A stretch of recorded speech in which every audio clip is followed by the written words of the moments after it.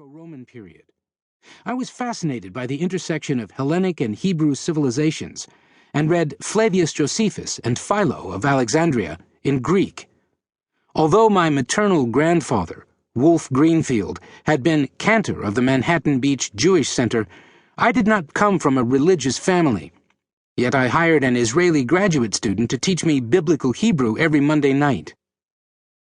In addition to Greek, Latin, and a little Hebrew, I learned to read French and German passably well, and took courses in Sanskrit and Indo-European linguistics. Later, I became one of the few people who could read Oscan and Umbrian inscriptions. At NYU, I also studied philosophy with a famous interpreter of existentialism, Professor William Barrett, author of Irrational Man.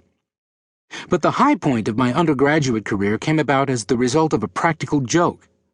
Professor Peters asked each student in our Greek class to memorize a few lines of Homer's Iliad.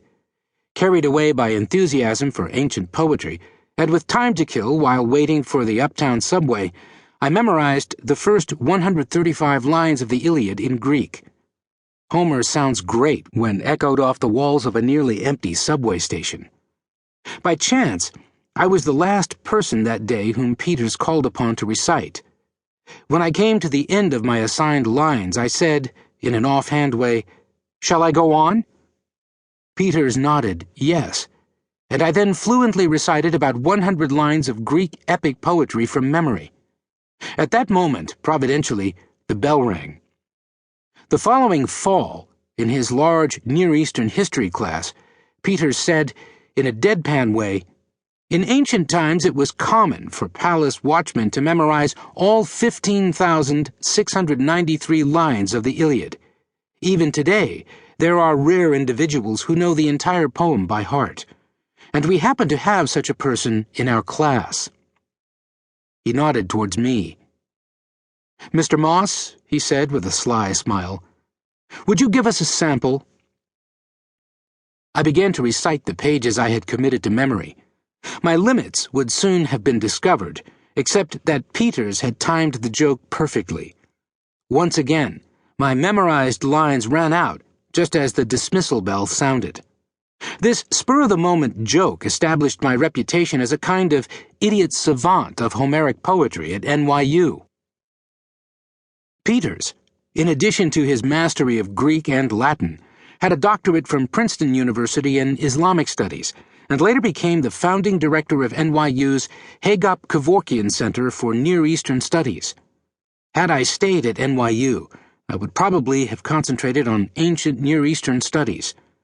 This might have yielded a very pleasant and productive career indeed.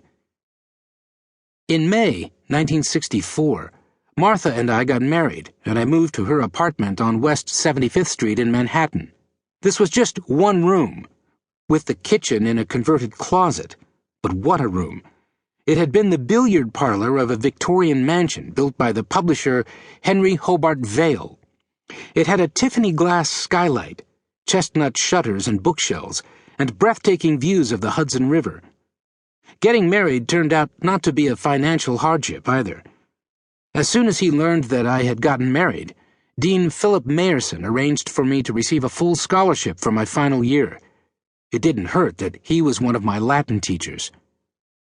In retrospect, what undid my career in classics was something happening halfway around the world: the Vietnam War. It was not that I was ever in danger of being drafted.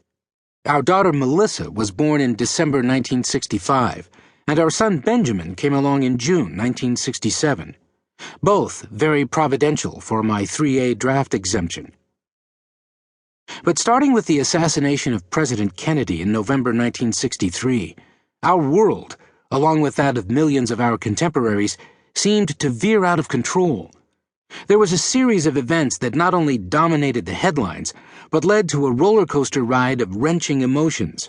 The assassination of Malcolm X, Martin Luther King, and Robert Kennedy, the Senate's duplicitous Tonkin Gulf resolution, and even the massive Northeast blackout of November 1965, and a quickly ensuing transit strike undermined our faith in the government and our hopes for a peaceful future. One day, towards the end of my